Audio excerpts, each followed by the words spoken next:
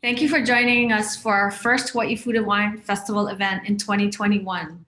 Our virtual series, Top Story and Pau Hana with hashtag HFWF, continues by spotlighting the restaurant industry and what the dining experience will look like in 2021.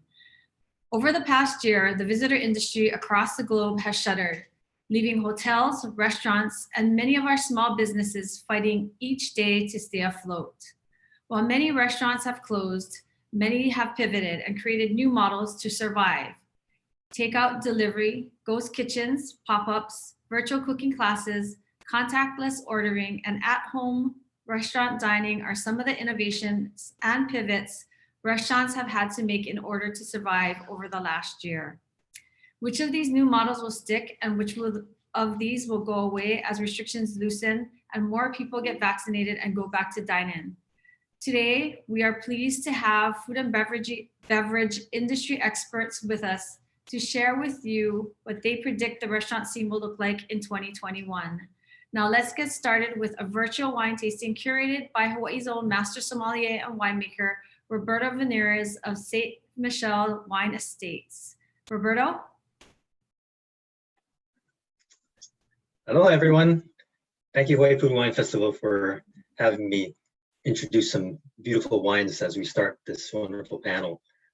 As I told the chefs yesterday, I'm just a fluffer, and this is the Pau Hana time, so let's have some wine. Wine, of course, is an integral piece of our restaurant industry, and certainly for my enjoyment. But I wanted to talk a little bit about three different wines tonight. So the first one we're going to talk about is the Patton Chardonnay.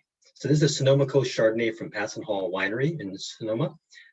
Patton is really well known for their single vineyard wines. They've been making wines since the 1980s. And today, their Sonomaco Chardonnay is synonymous with quality.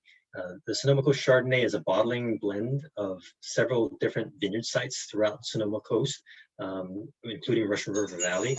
There's a bunch of single vineyards that go inside. There's some very famous ones, some like Gap's Crown, which is used by Costa Brown, the Durrell Vineyard.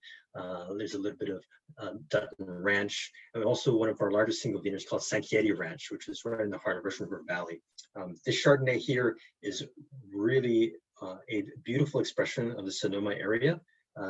For me, it really encompasses not just that generous, wonderful, ripe fruit, but it also has a wonderful minerality to it. And it has this wonderful, bright acidity that is really important when we talk about food and wine pairing. And it has this wonderful ability to really refresh your palate because of that beautiful and bright acidity.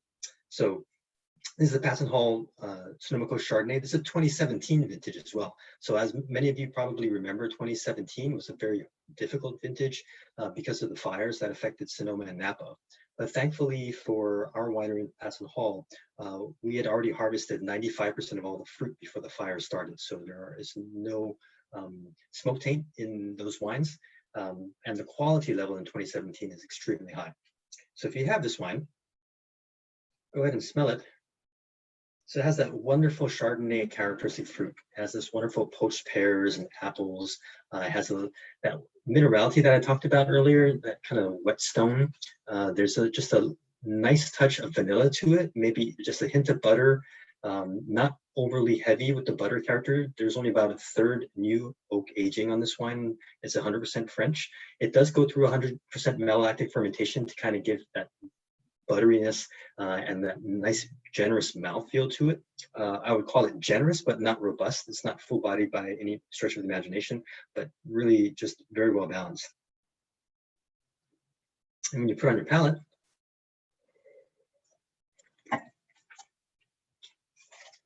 you don't really spit out too much of that wine. Very utterly drinkable, super refined.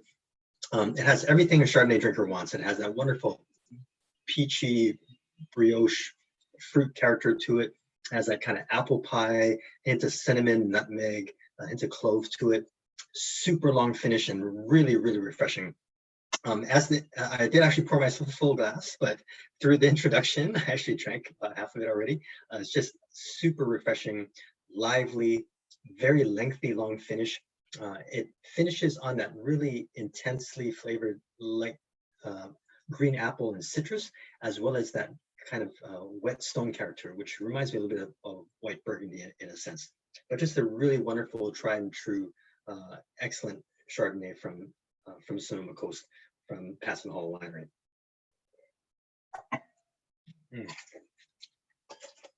That was delicious. The second wine that we're going to be trying today is the Califoria Rose from a winery in southern Italy, from the area of Puglia, called Tormaresca. And Tormaresca is actually owned by the Antinori family. And the Antinori family, of course, is the first family of wine when it comes to wine in Italy. Their wines are known throughout the world. They've only been making wine for 27 generations, so I think they actually have had some practice to it. They're also one of the largest landholders and vineyard land owners in all of Italy, and they own this wonderful estate. It's actually made up of two different estates in the south, Montseri Maime and Buco di Lupo, in the south of Italy, called Puglia. So again, this is Califoria Rose, and has a super pretty color to it, almost a salmonish color, not super light pink, but just kind of in the middle. Has a nice little cherry note to it. But this is made with the indigenous red grape varietal from the south of Italy called Negro Amaro. So it means the black and bitter. But it's actually a very thick-skinned red grape varietal, but it makes an absolutely beautiful rosé. So you can see the color. This is made in a Provençal style, so it goes direct to press. It's 100% stainless steel, goes through malolactic, but it's bottled only 4 months after it is harvested. So what we're doing here with this particular rosé is really just trying to bottle that freshness and capture every single bit of that fruit and complexity that the grapes give it. When I smell it in the nose, Negro Amaro has this wonderful punch of fruit right in the middle. It kind of reminds me of pomegranate, some strawberry, some wild cherries inside of it. Maybe even a little bit of floral component to it, a little bit almost like hibiscus. Even a little bit of orange clementine kind of character to it, which is really cool. I mean, it's quite complex for an everyday drinking rosé. Califoria, if many of you are wondering, actually means the fury of the sea or of the bay. And because the vineyard sites here are very, very close to the ocean, you might even get a little sea spray out of this wine. But this wine is just, I just can't stop smelling. It's just so floral and so beautiful.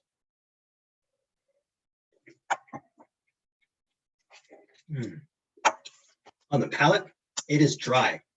So I think everyone knows these days, dry rosé is what sells.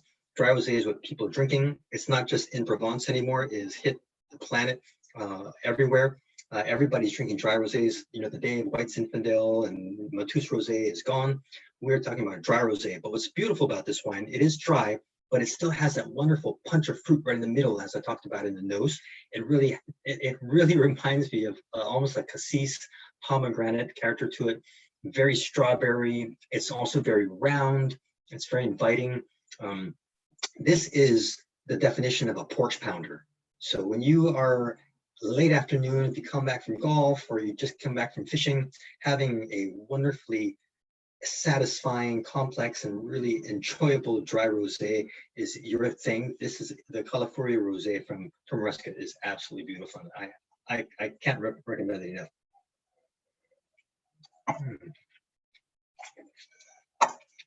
In terms of food and wine pairing, I forgot to mention for the Patton Hall, one of my favorite things with California Chardonnay is butter and lobster and butter.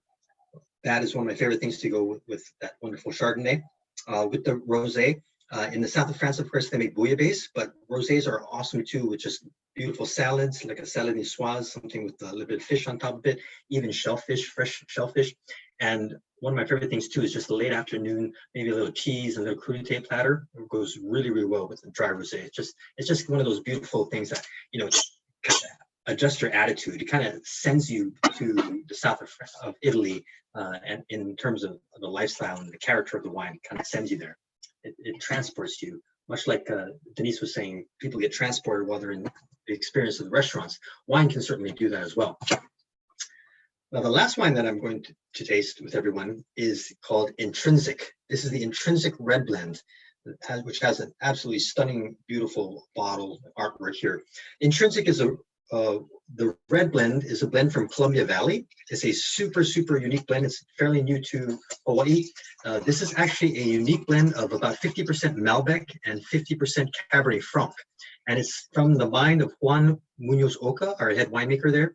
And he actually came up with the idea of doing this experimental fermentation where he actually presses the grapes of the Malbec and puts the juice aside. Then he presses the grapes of the Cabernet Franc, pushes the juice aside, and then he switches it. He puts the juice of the Cabernet Franc on the skins of the Malbec and takes the juice of the Malbec and puts it on the skins of the Cabernet Franc. And then he lets it sit on the skins for almost 9 months, which is absolutely unheard of. So a lot of people think the wine should be spoiled, it might get some bacterial infections, but the wine actually, as he's found it, the wine actually becomes more complex, it becomes more velvety, and in the blending process, the wine becomes much more homogeneous and much more seamless when that type of fermentation happens. And nobody else does that in the wine industry that I'm aware of. We also age this wine in concrete tanks for about a third of it for 9 months. And as I mentioned, about 50% of the wine also spends about 9 months on the skins to get that beautiful color and extraction of aromatics and flavor. The nose is immediately gratifying. It's just really robust, beautiful black cherries, cassis, blackberries, has a little bit of spiciness to it, some nutmeg, some clove, a touch of vanillin, but jammy fruit. Like this is jammy fruit. It's confected even. It's almost candied, really bright and luscious.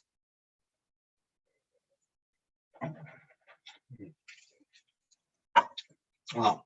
On the palate, it is medium plus body. It has some really beautiful velvety tannin, velvety structure to it. There's a hint of acai berry, maybe a hint of cocoa on it, like a dark coconut, that dark chocolate kind of character on the finish. There's also a hint of like anise, a hint of licorice on this wine.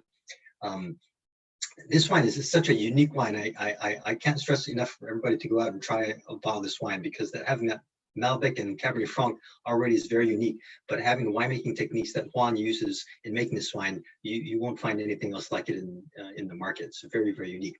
And in terms of food wine pairing, this particular wine, I would probably have to say, it's kind of like a cab and a slab, how you like your steak. But I think it also go really, really well with things like duck, lamb, veal, things that are long stewed and long cooked or braised meats go really, really well with this style of wine. So really a really wonderful wine, and a wine that really over delivers for the money, in my opinion. So thank you very much. I hope that you enjoy all three of these wines either tonight or in the future. But I want to thank Hawaii Food Wine Festival. Thank you very much. And I look forward to hearing from all the panelists. Denise, back to you. All right, thank you. Roberto, it's actually, it's okay, not a problem. You didn't know it's Hey, Roberto, just curious, Michaela Padron is wondering, what is the tool? I'm wondering too. What is that thing with the air? Oh, this guy? Yeah. This thing is called a Coravin. So it actually pushes inert air gas into the bottle, and via a needle, it actually pushes out the wine. So what allows me to do is to actually just tap into the bottle and pour whatever I want without having to expose the entire bottle to oxygen, which deteriorates the flavor and the structure of the wine. So I can actually not have to drink the entire bottle all at once, although some people would. And some people don't need this tool, but since I have 3 bottles of wine in front of me, I guarantee you I'm not going to finish all 3 at the same time. I guess you're going to finish that Chardonnay first, because I noticed you didn't use that tool on the Chardonnay. No, I was drinking that one. Roberto, thank you very much for your time. I really appreciate it. Thank you, Devin. All right. My name is Devin Nekoba. I am the host of the Rise and Drive show with Esme Infante on 94.7 Kumu. I am excited to be here again as the moderator for today or tonight's event, depending on where you are in our time zone. It is my pleasure right now to introduce a person that is well known in the food world. He consistently appears on the various annual media lists of the most powerful and influential people in the industry, and is the only college president to do so. That uniqueness is in keeping with his distinctive background and credentials. Check this out. His first passion was for French cooking, and he spent time in France in the kitchens of some of the most famous chefs in history, including the legendary chef Paul Bocuse, excuse me. He's a certified master chef, one of only 63 in the country, and was the youngest ever to pass the arduous 10-day test. He was a pioneer of the American cuisine movement in the 1980s and was the captain of the US Culinary Olympic team. That team won not only the Olympics, but the first Culinary World Cup and remains the winningest team in history. He has numerous degrees culminating in a doctoral degree from the University of Pennsylvania. He grew up working in restaurants and left a very successful restaurant where he was chef and partner to join the faculty of the world-renowned the Culinary Institute of America to develop what was back then highly unusual, an American restaurant. At the time, he felt that would be an interesting two-year adventure from which he would return to owning and running restaurants. That was 39 years ago, so he kept with it. He rose to the ranks of the CIA, serving as second in command for many years before assuming the presidency 20 years ago. When we see CIA, that means Culinary Institute, don't get it confused. A native of Pittsburgh, Pennsylvania, he was recently named one of the 50 greatest Pittsburghers in history, joining the ranks of Andrew Carnegie, Andy Warhol, and Mr. Rogers. Please join me in welcoming the president of the Culinary Institute of America, Mr. Tim Ryan. Hello, everybody. It's great to hear and see my friends there. A special shout out to Denise and to Roy. I wish I was there in person. I'm going to try to cover a lot of ground in a very short amount of time, and so I have some slides to do that. So here I will hopefully share the slides. Can you see my slides? Yes? Devin? Yes. Okay, Yes. awesome. Here we go. So, and Devin, thank you for that that wonderful introduction. I bring greetings from New York. That's where the main campus of the CIA is located, in Hyde Park, New York. If you've never been to the CIA or seen our main campus, we have 180 acres right on the banks of the mighty Hudson River, and so that's an aerial view. I took a shot this morning of the mighty Hudson River, and that's what it looks like. Current temperature here, 25 degrees, and actually it's nighttime here, so that's more what it looks like. So if anybody has any complaints about being in Hawaii, I don't want to hear it. It's 25 degrees and dark here. While it is cold and dark outside, here at the Institute, our spirits are warm and our outlooks are sunny. As we've all been making our way through this crisis, our students have been especially inspiring. We started back in-person classes this summer with all kinds of precautions. You can see some of them there, and the students have just been disciplined and fabulous. And we've had very little incidents of coronavirus here, and we've never had to shut down or anything like that. Here's some recent graduates who are as optimistic. The students here, I will tell you, have been inspiring to all of us. They are optimistic about the future of the industry. They know we face challenges in the interim, and they are ready to join your ranks and to move us forward as optimistically and brightly and quickly as possible. While the students have fabulous outlooks, unfortunately, not all the news that we're receiving right now, and this is not a criticism of Dr. Fauci or anyone, but there is not enough optimism about the road ahead. And so I want to give you some cause for optimism. There is light at the end of this long, dark tunnel that we've been traveling through together. And I'll share just a few statistics because the media, politicians are being very cautious about opening things back up again. And we have to get back to normal as quickly as possible. So here's some quick data that gives us this cause for optimism. First of all, there's about 209 million Americans over the age of 18.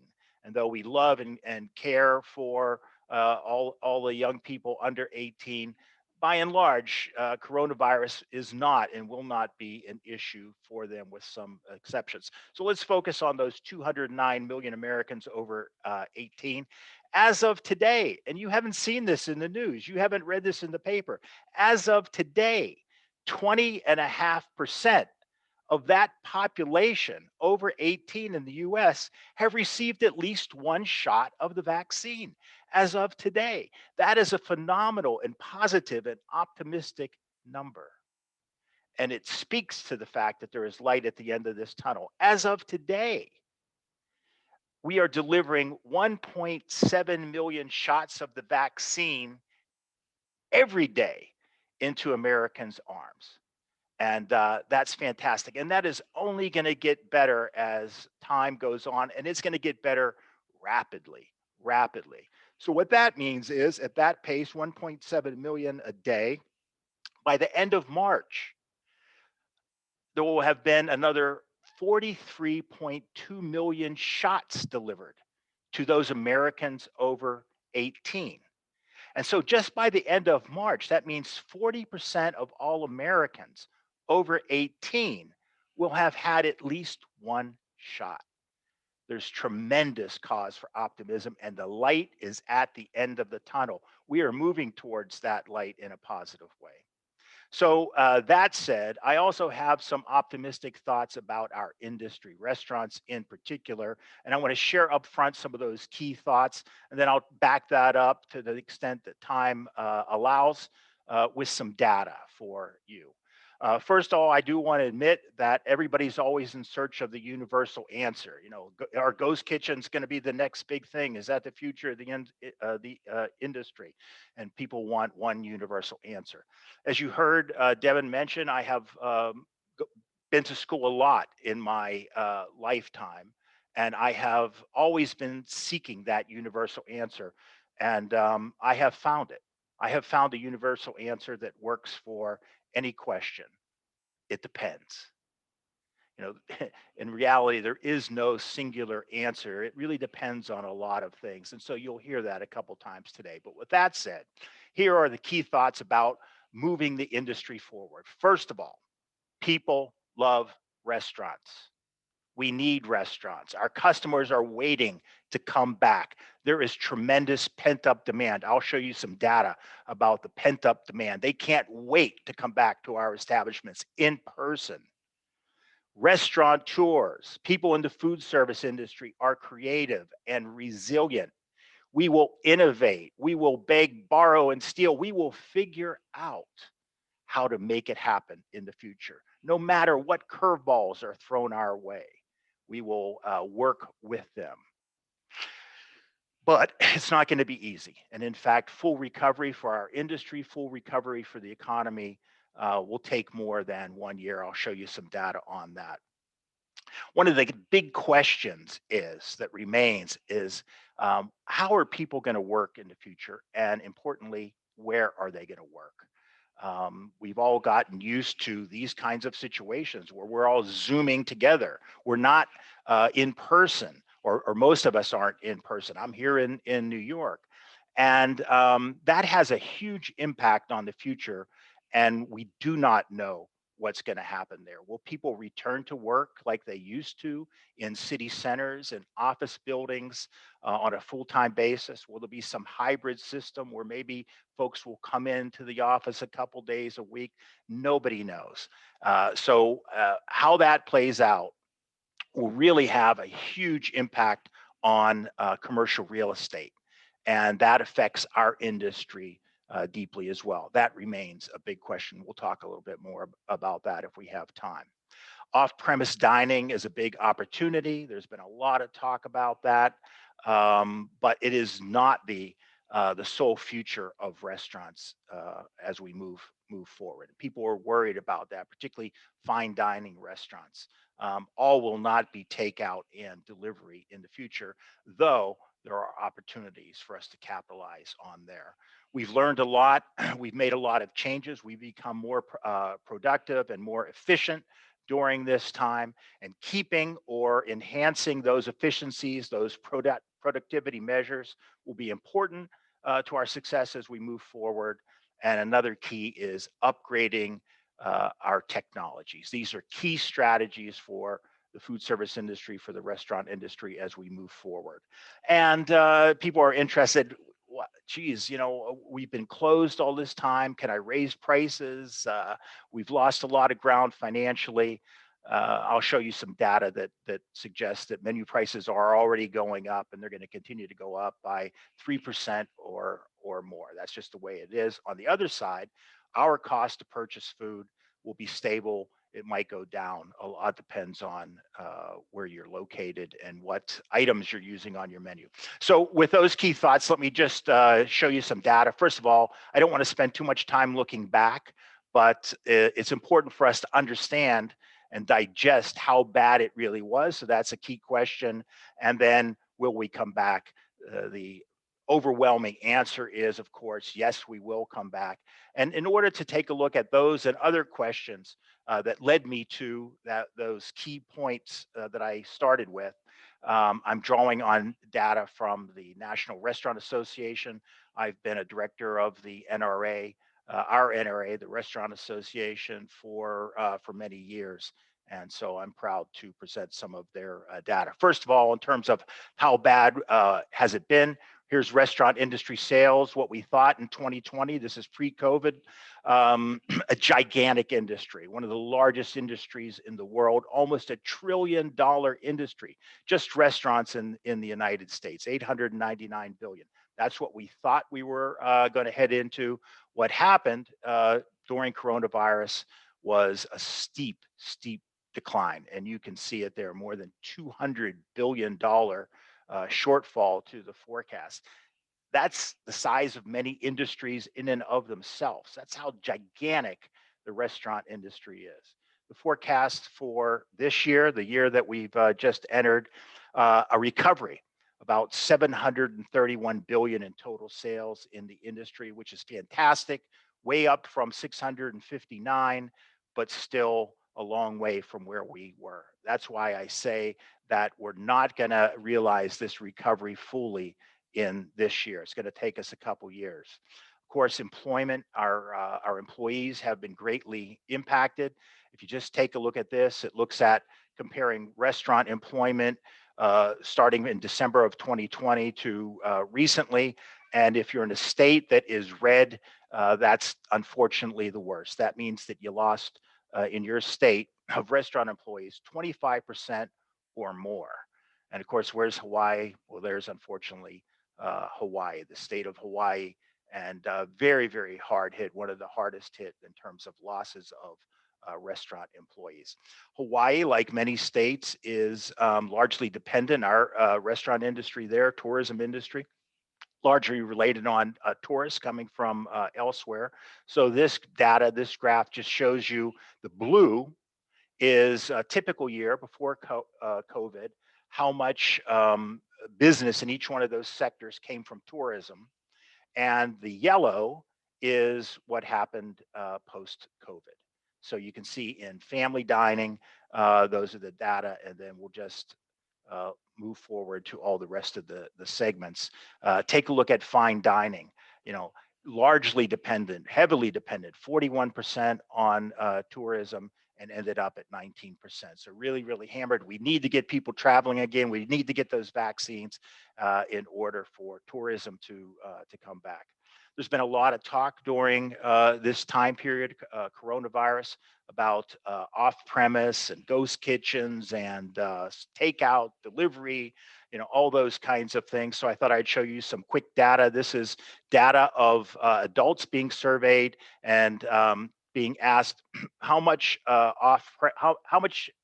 what percent did you use off-premise dining in the previous week? And that spans, if you can take a look at that graph, basically from March when coronavirus really hit us the hardest to pretty much the present. So there's breakfast meals or breakfast beverages. There's lunch, slightly higher. And then here's the dinner meal. So that has pretty much been the restaurant industry during this period. but it will not remain that way. Presents us an opportunity moving forward, but that is not the be-all and end-all of our industry. So through this time period, what is it that we learned? Well, we learned a heck of a lot. I don't have time for a complete recap of what we've learned, but here are some absolute big gears, big things that we learned. First of all, everybody in every industry learned about staffing efficiencies and productivity. We couldn't afford to have the same levels of staffing that we had before. That's sad, but there's some residual learning there that will carry forward. We've all learned how to work online, how to Zoom, how to use Teams, how to do all those kinds of things. And this will have a major impact moving forward. And in education and in training, or even in events like this, we learned how to do it online as well. And those are huge, huge learnings, which are going to continue to impact just about everything that we do moving forward. So what are the implications of those learnings? Well, one implication that I talked about before, and it's a combination of COVID and a phenomenon that was already happening. This is the Amazonization of the retail business. Between Amazon and COVID, commercial retail real estate has been absolutely hammered. You can think about all the malls that are now empty, all the restaurant spaces that are empty, all the once vibrant retail stores in major cities and locations that are now empty. And this is a huge question moving forward. What's going to happen here? One answer could be that the landlords are going to be forced to drop prices. And that might be advantageous for restaurateurs as long as there's still going to be customers in proximity. And that's the huge remaining question that we don't really know. I touched on this earlier, our ghost kitchens, takeout, delivery, the future of restaurants. They're an opportunity, they're not the future. But again, this is one of these questions where it depends. It depends on where you're at, what your specialty is, what your business is. It's not going to be the end of the industry, and that is quite different. Our industry is quite different from, say, the movie industry. I would not want to be a theater owner nowadays because basically they've been replaced and they're not going to come back. But there's a huge difference between movie theaters and restaurants. Movie theaters are by and large not a social event. You go there and you have to be quiet. Yeah, they've added food and beverage and things like that in the future, but it's not dynamic. It's not the interaction. And this is where I say that people love restaurants. You all know that, but here's a great book if you've never seen it, The Great Good Place by a professor out of Florida by the name of Ray Oldenburg. And I'll tell you that Howard Schultz years ago turned me on to this book. And it's really the book that made him think of Starbucks as everyone's third place. And what Professor Oldenburg chronicles here is that in the history of mankind, we've always had those social places, those hangouts where communities gather and have fun. Now, they can be hair salons or barber shops, they can be bars, but more often than not, there's some form of restaurant. And that's the good news for us. People want to congregate, they want to have those social interactions, and they want to enjoy our food and beverage and hospitality. Good news, people, there's pent-up demand I mentioned. So this is just a look at pent-up demand. The first bars that I'm showing you are pre-COVID, January of 2020. So there was still pent-up demand. The economy was booming. People were going out to restaurants. But even at that, there was pent-up demand for on-premise dining. Immediately after COVID hits us the hardest in March. And by April, people were going crazy. 83% pent-up demand. They want to get back out to restaurants. And moving forward, still 67% pent-up demand. 67% of people surveyed say, we're not going to restaurants as often as we would like. That's the pent-up demand. And that really bodes well for us for the future. I touched on very quickly menu prices, and I'll just give you some stats here. This is the history of menu pricing and in increases. This is the current year. The blue bars are restaurant menu prices. The yellow bars are grocery store prices. So basically, everybody's lost a lot of ground and prices have gone up. They're going to go up. And you can feel comfortable raising your prices because one of the things that impacts us is our competitors. If they're not raising prices, it's hard for us to raise prices. And so basically, everybody's in a position where we have to raise prices, including the grocery stores. What about the cost of goods, the cost for us to purchase it? It depends. And Hawaii in particular has a different situation for most of the country because almost everything is brought in at a higher cost. So I acknowledge that. But on average, this is all foods. Beef may go up a little bit more, seafood may go up a little bit more. But if we blend everything together, it looks like that the price increases that we're going to pay are going to be negligible. We may even gain a little ground there. What are strategies that restaurants should consider as we move forward, as we come out of this this crisis? One of the things that we've done very successfully during the crisis is streamline our menus, and that's probably going to continue. The bars here, the yellow bars mean moving forward, restaurateurs feel that they're going to offer fewer menu items. Red bars mean about the same number, and blue means more. We're going to add almost, and I drew that green line there because to the left of the green line is basically everybody in the on-premise world. People are coming and occupying a table, sitting in seats, and so on. And almost nobody in that part of the industry is going to add, or nobody is going to add more menu items. The majority of people are going to have fewer menu items. This is a way that we've learned to be more efficient and productive. On the right-hand side is most of the takeout, to go, delivery business, and they're pretty much going to stick with a number of menu items that they currently have. An idea that people are experimenting with, and a lot of folks think is something that that bodes well for the future, has some promise for the future, is the idea of meal subscriptions. And so you can see here so your customers sign up, they pay in advance. Maybe there's some theme to the meal, like they're healthy or whatever, and you get your money up front, and it gets delivered on some regular basis. So there's a lot of flexibility there. And you can see generationally how people respond to that idea of meal subscriptions. I think the final thing that I want to just touch on is technology. We need to up our technology game. That's one of the things that we learned during this crisis. Here's what our customers have to say. About 46% say, we have just about the right amount of technology, but let's be frank, we don't have a lot of technology. I mean, looking up a restaurant review on Yelp or something like that, or booking a table on Open Table or one of the other reservation providers isn't really a lot of technology. About 37%, which is a large number, say we don't have enough technology, and 17% think too much technology. That's amazing. I don't know what they're thinking, but that's some people's perspective.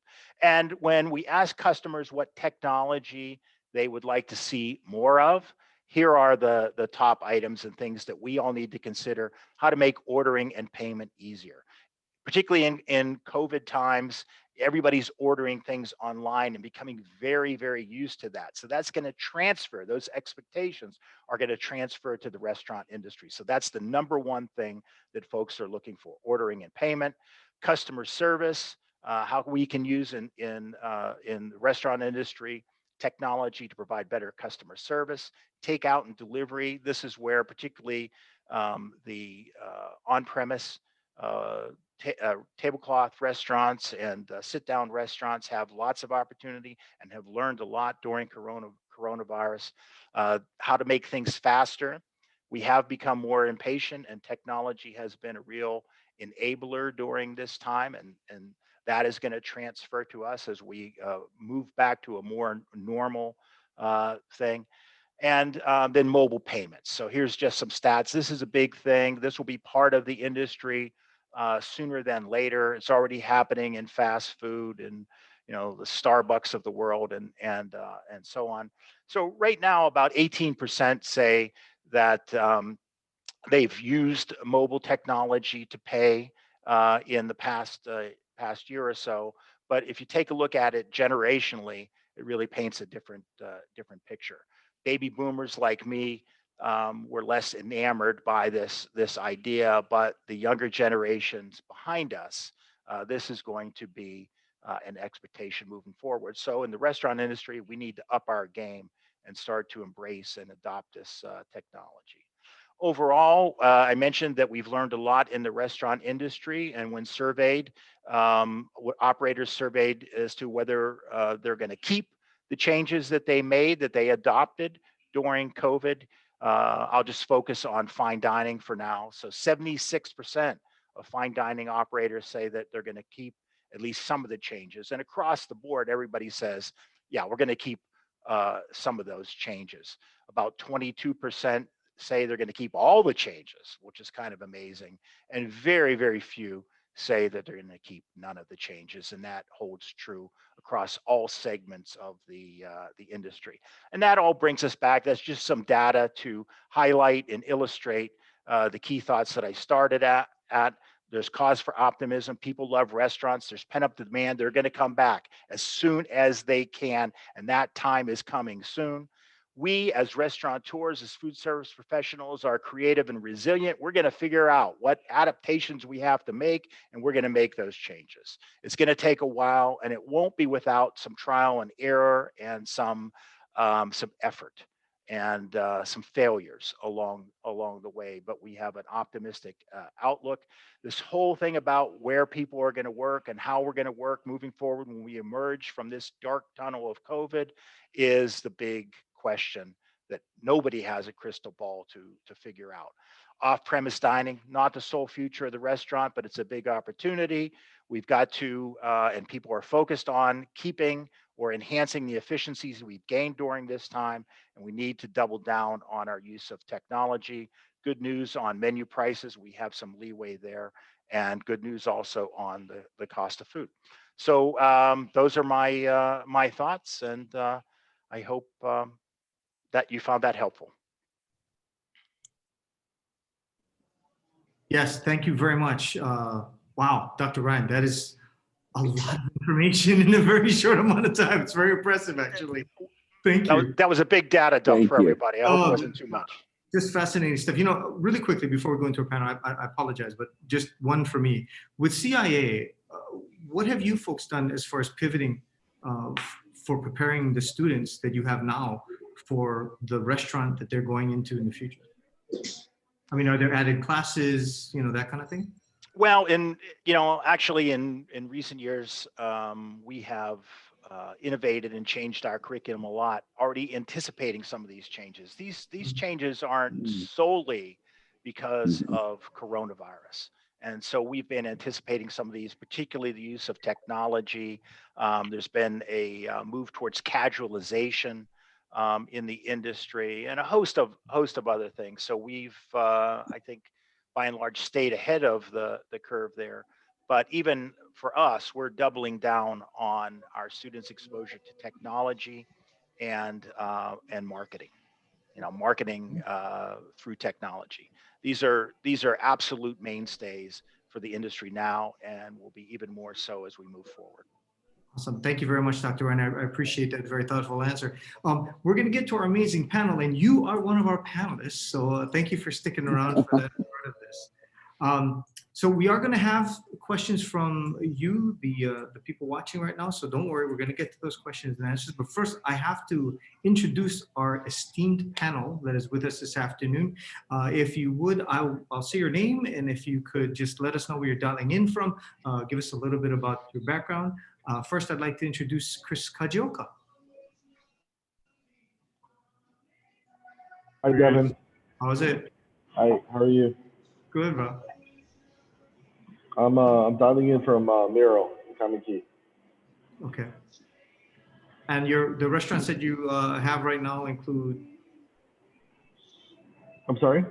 The restaurants that you currently run are? So Bar Maze, Papa Kurt's, Miro, and Waikoko at the West End. Awesome. Thank you very much. Next, we have Mr. Michael Mina calling us Hello. from.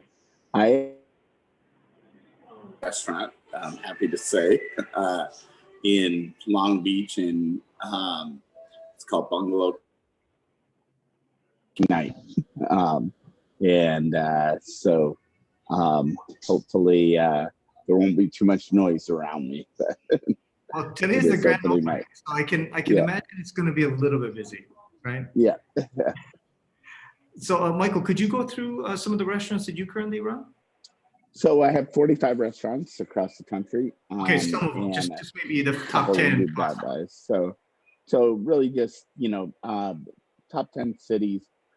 San Francisco is home and really the foundation. So Michael Mina, Pabu, and then in Las Vegas, Michael Mina strip steak, DC bourbon steak. Those are some of the highlights in Miami, and my favorite place on earth, Hawaii. Strip steak in Hawaii and Mina Fish House at the Four Seasons. Can't Good. wait to get back. We can't wait to have you back as well. Next up, I'd like to introduce Betty Shimabukuro. Hello, Betty.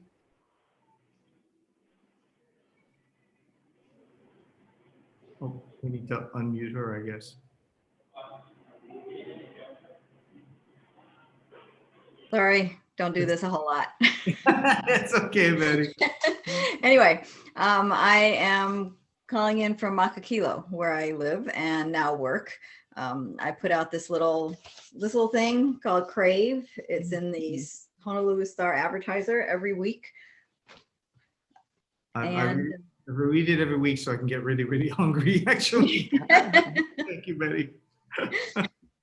And last but not least, we have Young Yoon. Hello, Young.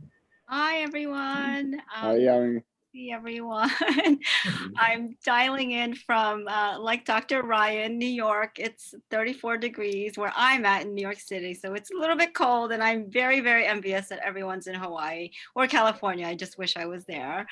I'm the executive director of Ment'or, which is a foundation that was started by chefs Thomas Keller, Danielle Beaulieu, Jerome Bocuse. We work with chefs all around the country and outside of New York, California, and Texas. Hawaii is our largest contingent of chefs, so you guys should be very proud of that, and it's amazing to see. Our mission is to inspire culinary excellence, and our programs are really designed around providing our future, the next generation of great American chefs, with the ongoing training and education that they need. And we also train Team USA for the Bocuse d'Or, and I think in the video you got to see, I think, Phil Tessier, who was the first silver winner, which was a huge accomplishment for America. And then we also won gold in 2017 with Matthew Peters. And also Dr. Ryan joined our board a couple of years ago. So it's an honor certainly to have him. So thank you. Thank you very much to our esteemed panelists. And let's get right into the questions here. This one actually for Michael and for Young. Yep. It's been nearly a year of quarantine with takeout, delivery, virtual cooking classes, all of that stuff. With dine-in finally opening up, can you tell us what you think restaurants will need to do during this trend? And I'll have a follow-up question right afterwards. So Michael, how about you? Well, I mean, to piggyback off to what Dr. Ryan was saying, I mean, look, I think that, obviously, I think a lot of us were in a big shock when this happened. And the great thing about who we are and what we're all about and the DNA and how we're made up is we're passionate people. So we go quickly to emotion and we panic a little bit, and then we get over that, and then we go to creativity and to the thing that is the foundation of what we're all about. I was fortunate enough to go to CIA, and what we learn is we learn extremely hard work, and we learn to be perfectionists and to try to do things at the highest level. So when we all pivoted, and the word pivot, I've actually said we can't use it in the restaurants anymore. So that's it. we're not pivoting anymore. We're not talking pivot anymore. What we're talking about is we create a new what we did is we said we were never good at delivery. We sucked at it because we didn't care about it. Like, it didn't matter. It was 1% of revenue, and it was just a real pain in the butt. You had to find a box to put something in when somebody ordered something to go, right? And so now, as soon as people embrace it and said, okay, we have to be really good at it, we have to do it. And so then, of course, like everything else that I think people in our industry do is once we take it on, we say we want to be the very best at it. And you see it. Like, I don't think we would have seen Chef Keller or Chef Grant, and anybody being on Instagram showing you how to unpack a box. You know, that's probably not what we got into this for, but we all, quote unquote, pivoted. And so what we did is we said, you know, if we're going to do it, we're going to do it, and we're going to do it right, because that's the way we were trained. So let's just get really good at it. And so then it did create something that probably has some longevity, but probably, you know, when you look at the list and you say, what are you going to do?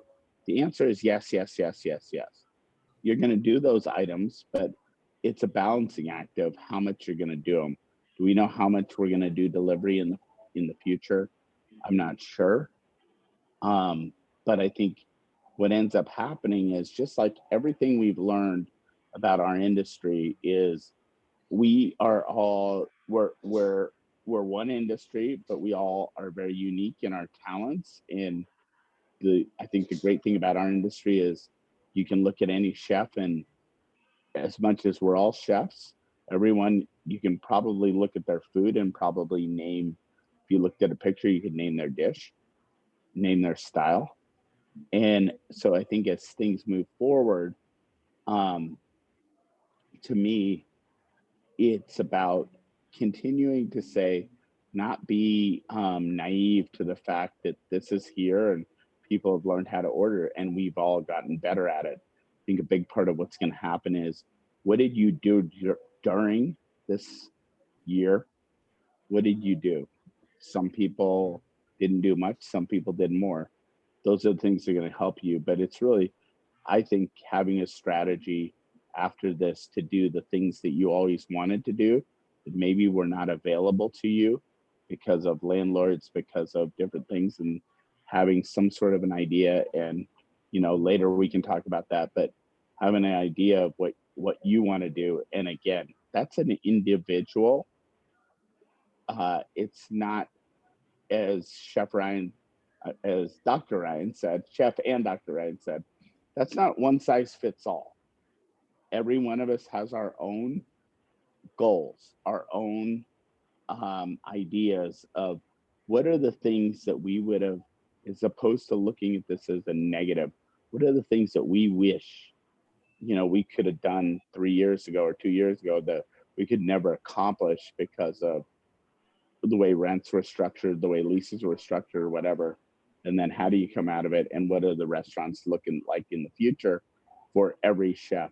And every chef will have probably their own view, and I have my own view of how my restaurants will look in the future.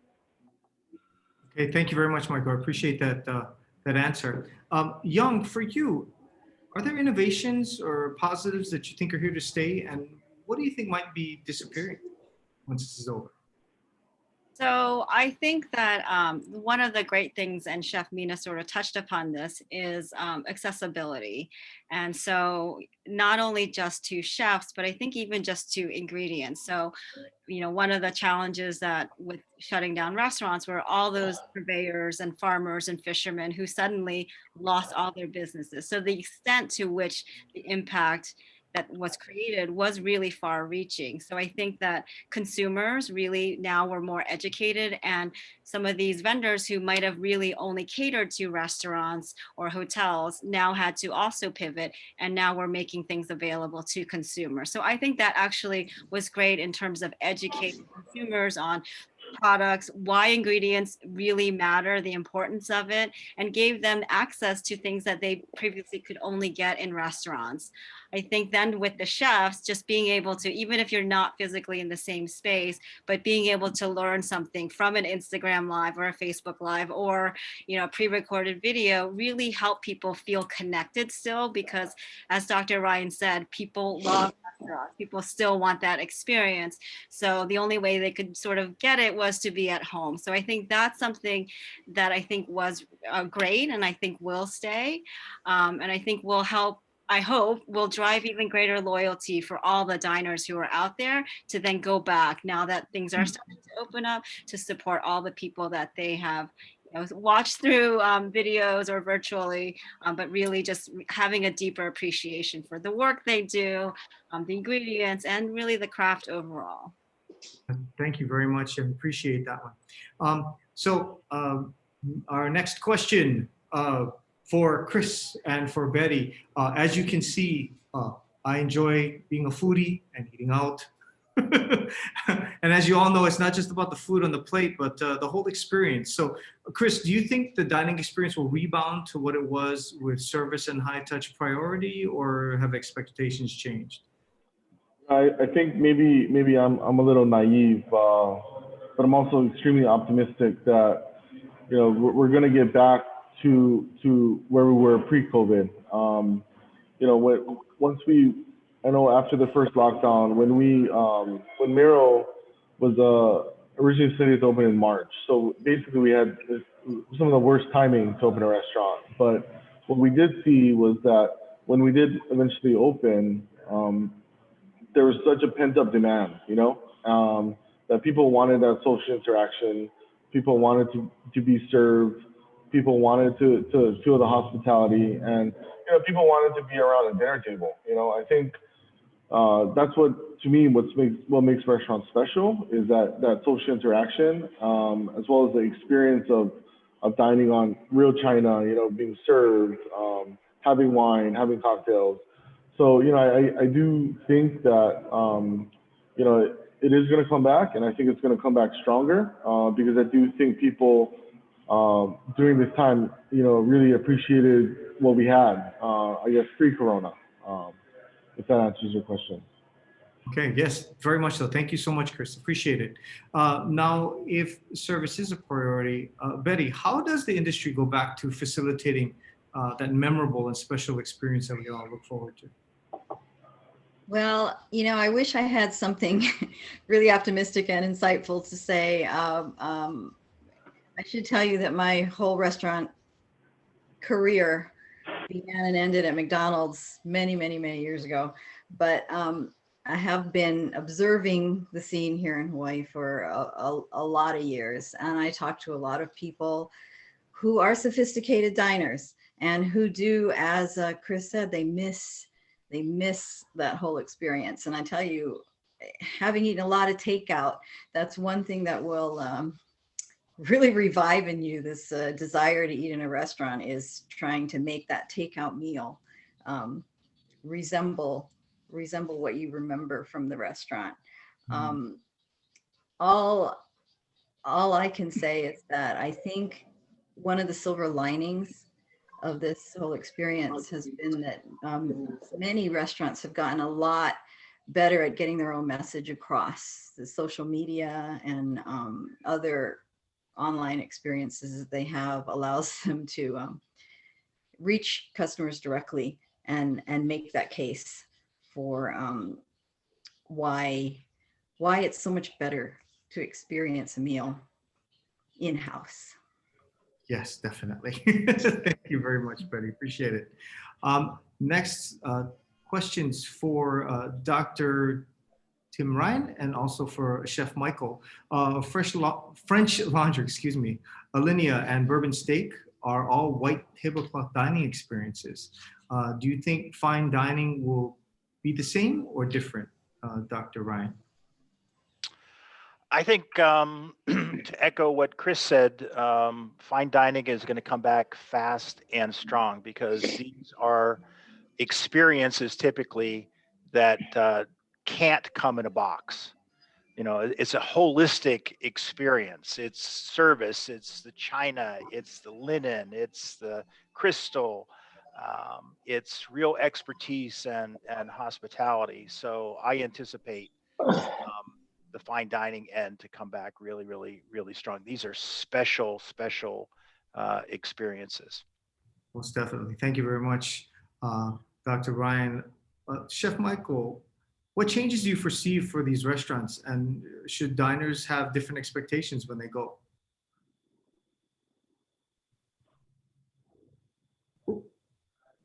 Sorry. No problem. Absolutely, 100%. We're a year. We are a year into this, and I think that everybody should look at this as the great thing about fine dining restaurants and amazing chefs is that we never stop. You never stop thinking about what's next, what's next. And now we've had a year to sit around and think about what's next, right? And what's next. And so none of us are going to be the same. It's inevitable. We all have our own vision of what we think is what's next. And I think that the one thing that we have more leverage than we've ever had before is how we can create certain fine dining experiences that could be what's next. And I think everybody will have their own vision. And so I will quickly tell you my vision. And my vision is that when you look at what landlords and you look at what is going to happen with landlords and what they're going to go through is big box spaces, big spaces, 10,000 feet, 9,000 feet, they're going to be harder for them to go out and say, okay, how do we lease this? How do we do this? So how do we as restaurateurs say, what are things that we always wanted to do that we couldn't do before because of the boundaries we were set by? And so like the restaurant we're opening tonight, it's about how you can create these amazing residential, almost restaurant experiences that go till 2 a.m. and they're still fine dining and they're social and they're things that you can never pull off because you couldn't pull it off. That's what we're doing. And I think everyone in our industry will get so creative because they're so talented. They'll all find what they want to do. That's what we want to do. And so that's what we look for. And I think it's not a matter, I would hate to think that we're just going to be just as good as we were before, or we're trying to get back to where we were. I think we got to use this as a time to say, what are the things that we could never accomplish before that now we can actually accomplish, and to create a new dynamic for each one of us individually and say, what's our dynamic? And, to me, that's what's exciting. What's exciting is to be able to say, this is a dynamic that I could have never pulled off pre-COVID, because could have never pulled off how it would work, how the economics would work, how any of it would work. But now we can pull it off, and now you can come, and if I turn this screen around, you can see you could shoot pool in our restaurant. We would have never given up 50 seats. Tim would have killed me. We would have never given up 50 seats to shoot pool. But now you can come shoot pool in our restaurant, right? Those are the things that I think everyone just has to decide what they want to do, and make it new. Make it, don't look at it as like, how do we get back to where we were? It's how do we utilize this to get to a point of something that makes sense. And I just really think that the residential feel to, bringing restaurants to a place where they have a fun residential vibe where you can go there and you can be there all night long. For us, that's what we're looking at. Thank you very much, Chef Michael. Appreciate that. Chef Chris, this question is for you. And actually, you touched a little bit on it earlier. You said, this probably isn't an ideal time to be launching a new concept, but for some reason, Chef Chris, you've opened multiple new restaurants in the last year. So this seems to be a thing. Could you tell us about the process a little bit? Did your concept change as time went on? Restaurant layout, furniture, and that kind of stuff. Yeah. And what has this been like for you? I think, I probably have maybe some of the worst luck. I think, a lot of these projects obviously weren't planned in, 2020. They're pre-2020. And, at some point you just need to figure it out and open, like Chef Nina said, we're extremely resilient people. We're constantly trying to innovate. Miro really was slated to open in March, and that's the month that essentially, that the world turned around, turned upside down.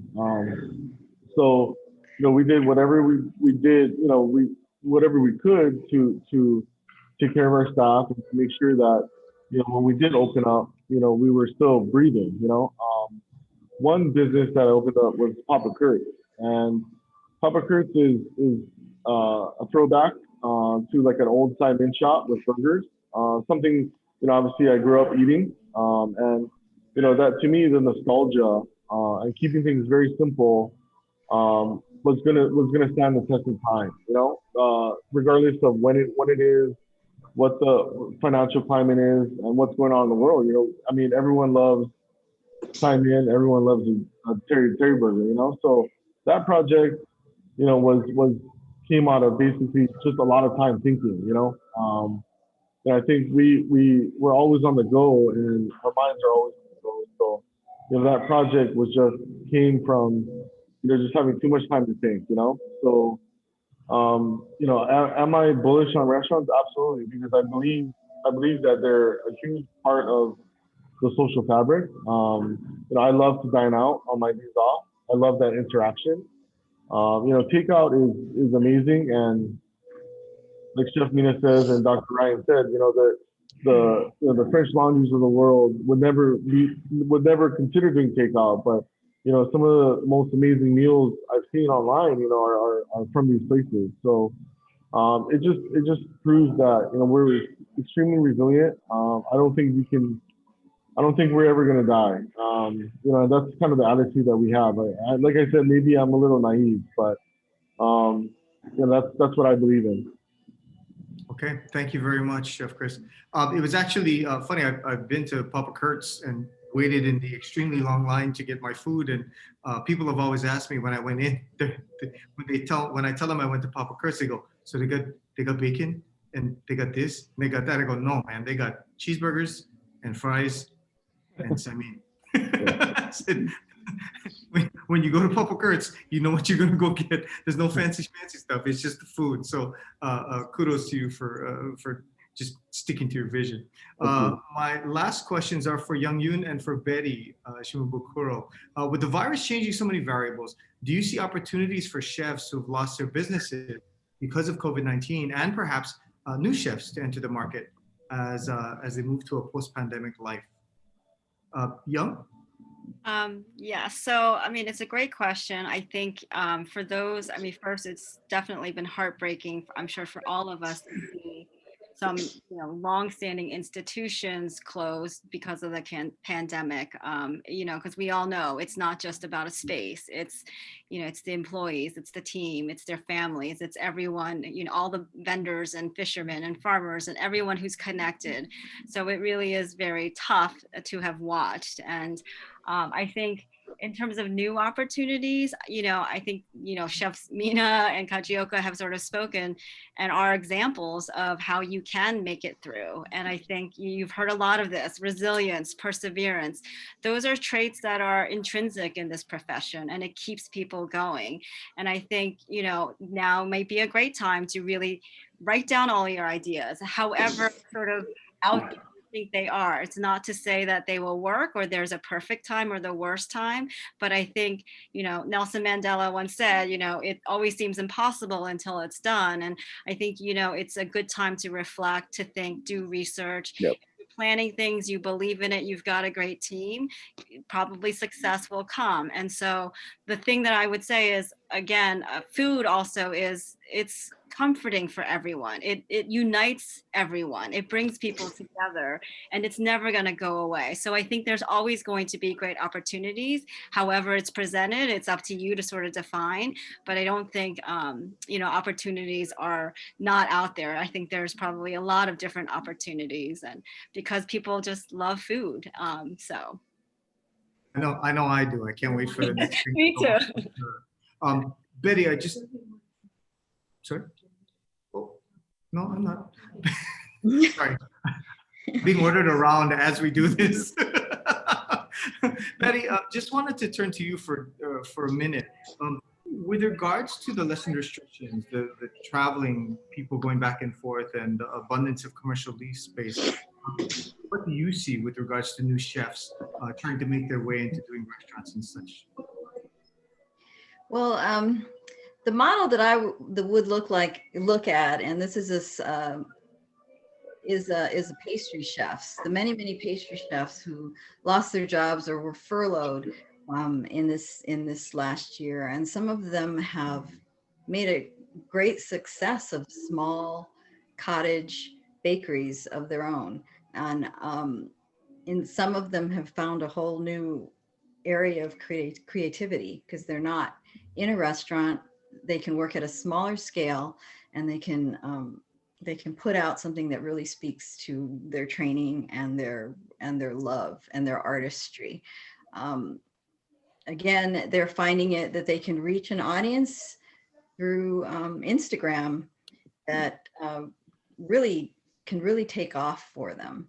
I don't know how you can apply that in a larger scale to a chef starting out, but it does point to how opportunities have come up in this time, and how you can create a demand, even if your production is very small. And sometimes because your production is very small and you get 100 people that want to buy the dozen deluxe pastries that you were able to make this week, and that builds. And I just know from the readership of our paper that people love small homegrown success stories, and those are also stories that we love to tell. Most definitely. Thank you so much, Betty. Thank you to all of the panelists. We're going to move straight into the question and answer period right now, because we got some really great questions from some of our people watching. My first question to Dr. Ryan, what is the scope of student involvement in the CIA, or in CIA rather? I couldn't hear all that question. What is the scope of student involvement? What is the scope of student involvement in the CIA restaurants? Oh, well, we have here in Hyde Park, we have, let's see, we have 7 different public restaurants, all of which are classrooms. So students are working in the back of the house, in the front of the house, under the supervision of faculty members, and all aspects of the restaurants are part of their learning experience. It's one of the things that we've done for many years, and it's a successful part of our formula. Nice. Thank you very much, Dr. Ryan. I appreciate it. The next question is for Chef Michael Mina. For the indoor dining experience, due to social distancing, food availability, etc., how has your menu changed, if at all?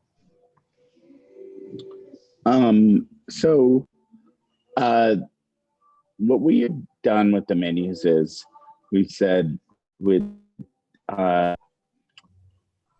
limited a little bit, but not much, because of the fact of delivery. Yes, has taken on some of it. And I think that it's been, because we live in San Francisco, where a lot of it is in the Bay, in the Bay Area and areas like that, we've tried to just offer the whole menu, so that when people restaurant, they can get what they would normally look for, as opposed to limiting the menu, because they're already limited to the fact that they have to sit in outdoor dining. Okay. Thank you very much. So this next question came in, and over the last few months, I think a lot of people have been talking about it. So I kind of wanted to talk to you. Maybe we'll talk to Chris. We'll talk to Chef Michael. We'll also talk to Young. the delivery services for restaurants. I know remember, we have to keep things clean. But a number of people that I know who are restaurateurs and people who work at restaurants are actually, the door dashes and stuff like that. I don't mean to call out individual ones, but there is an issue because they charge delivery services. They charge the restaurants. So I know it's been making for, I guess, a conflict between the restaurants and these services as they try to get these things done. I kind of wanted to know what your thoughts were on using these services. And do you educate your customers about it? Because people, sometimes they don't even think about it. They just think, well, I just want the food to come to my house. I don't really care how it gets there. But some of them, when they find out that it actually takes money out of your pocket as you try to run your restaurant, it can affect things. So Chef Chris, can I hear from you really quick?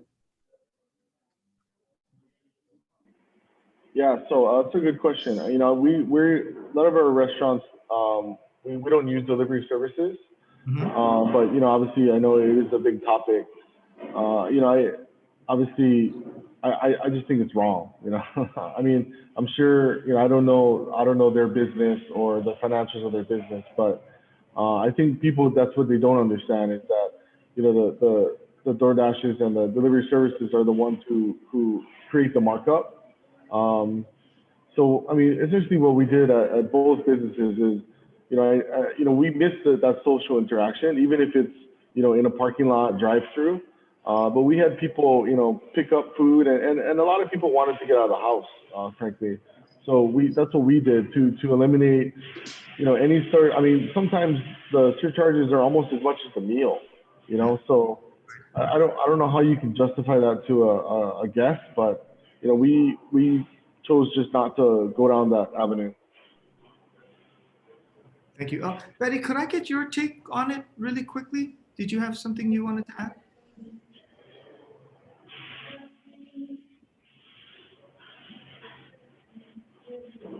Oh, Betty, we have you muted. Okay, sorry. No problem, no problem. We're talking about delivery services, right? Yeah. We looked into that a couple months into the pandemic, and a lot of what we found was that restaurants just before this didn't care that much. They accepted it as just a low cost of doing business because they just didn't need to rely too much on services like that. And then when suddenly delivery was the only way to reach your customers, it became just like a crisis. And I never have anything delivered to me because I just don't see paying that much more than the food to have somebody drive to my house. Okay, thank you, Betty. Young, did you have anything you wanted to add really quick? I would say, I think one maybe slightly positive thing about the pandemic and this issue with delivery fees and all the surcharges and the fact that these companies are taking money away from restaurants has finally come to light for consumers. So I don't think people were aware of it. So, will it make it go away? I don't know, but my hope is that now that more people know about it, that they will do things like call the restaurant directly or go pick it up. Because, as, Chef Kajoka said, and as, Betty said, just get out, go do pickup. I hope that's, people start getting more educated and do support the restaurants in that way. But I do think at least the issue has now become more public, which I think was important to bring to light. So. Thank you so much. I appreciate it. My next question is for Dr. Ryan. It's from Jose Andres Zavala. I've enjoyed viewing CIA videos on YouTube and TikTok. Do you see an opportunity for individuals, culinary students, to monetize the social media algorithms? Do you know of any of your students' successes in these creative endeavors? Well, yeah, there are clearly opportunities to monetize social media. We do have lots of students with lots of expertise Frankly, they're teaching us because they're digital natives and they're producing all kinds of things and pitching stories, ideas, videos to the college, and then we can either adopt them and use them or not. And they're also monetizing them. So we have lots of. I'm not going to name names because I don't. Yeah, it's not good for me to do that. But lots and lots of graduates and even current students who have find very creative ways to monetize the audiences that they've developed on social media. It's a whole new world, and one that I will admit is foreign to me and kind of amazing. I'm right there with you. Don't worry. Chef Michael, I had a quick question. You talked about how things had to change from when the COVID thing happened, where you went from 1% of your business was takeout to all of a sudden it became like flipped around on its head.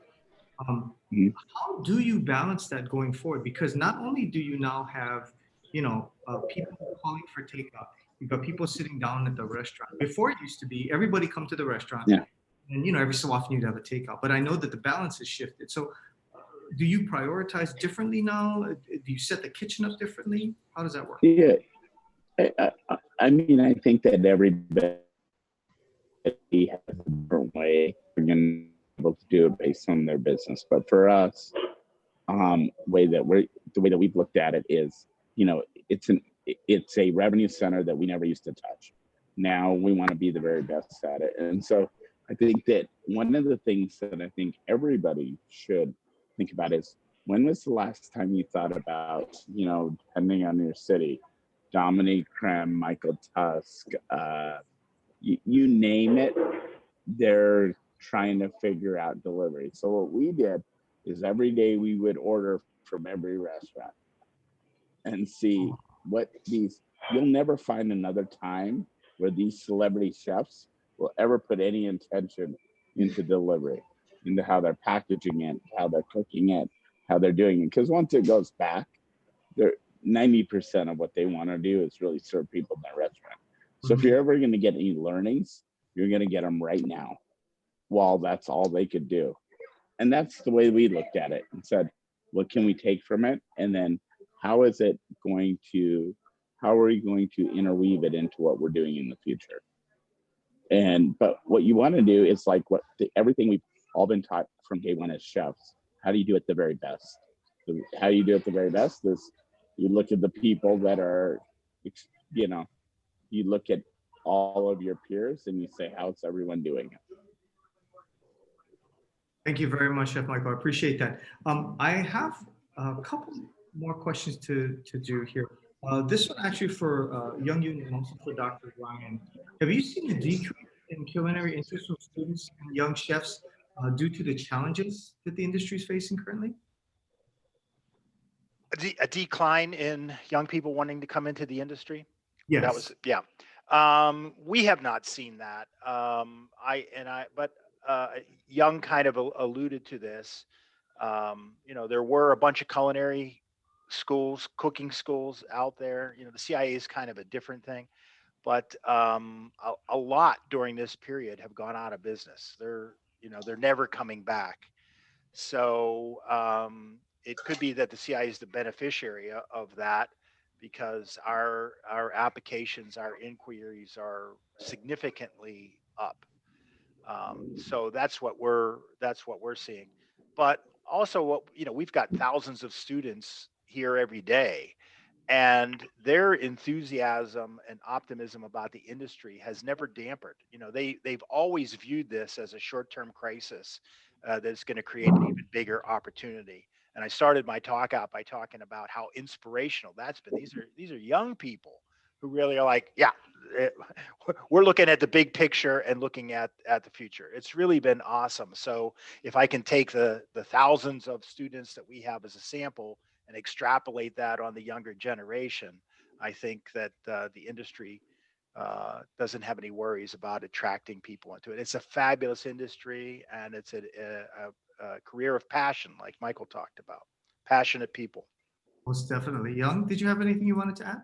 I would just echo what Dr. Ryan said. I think, now that some people have had more time and, turn to social media or digital content, back to my point about accessibility, I think seeing how all of these icons in the culinary profession, all these chefs, seeing how they are staying inspired, see how they are adapting, seeing how they're persevering, has actually inspired people to continue whatever their dream is in the culinary world. So I don't think it's actually dampened anything. I think, as Dr. Ryan also said, it is sort of like a pause or a temporary setback, but I think the future is bright. People are looking towards that. And personally, like I have a 9-year-old, and ever since he's been 5, he said he's wanted to be a chef. And throughout all of this, I ask him like every month, I check in, and he still wants to. So if I can use my own son as a barometer, I think the future is definitely going to be bright. And I think, kudos to everyone who is out there and doing their best, because it really is, whether you know it or not, it is making a difference, and it is really inspiring and motivating. Thank you so much to our very illustrious panel. I can't believe we've already gone like an hour and a half already. So my gosh. But much thanks to, once again, Dr. Tim Ryan, Chef Chris Kajoka, Chef Michael Mina, Betty Shimabukuro, and also Young Yun for being with us today. We really appreciate all of your insights. It's been amazing to have you aboard and talking with us today. So thank you so much for that. Mahalo to everyone for the questions, to our speakers once again for their experiences and their insights. It's been very inspirational to hear their unique perspectives. Thank you again for supporting our community by purchasing a ticket. All proceeds will benefit the Kokua Ag and Culinary Fund, which supports the agricultural, culinary, and hospitality industries in Hawaii. If you've enjoyed tonight, you may want to join us for our next talk story in Pau Hana called Rising Up. It's on National Ag Day, March 23, and we'll speak to leaders who are uplifting the community through agriculture, education, and culinary endeavors. I'm going to be there too, so don't let that change how you feel about coming to check this out. Tickets are going to be on sale now. Tickets are on sale actually now at HawaiiFoodAndWineFestival.com, and we hope that you'll join us. Lastly, please be sure to check out our new digital content platform, Hashi Life, HASHILIFE, Hashi Life, yeah, which features stories about food and culture, diving into the stories behind the many chefs, winemakers, mixologists, and others that are part of our festival, Ohana. Mahalo again for your support. We look forward to seeing you at our next event. Till then, on behalf of everyone here at Hawaii Food and Wine Festival and from our panelists, this is Devin Ekoba. Thank you for joining us. Aloha no, ahui ho.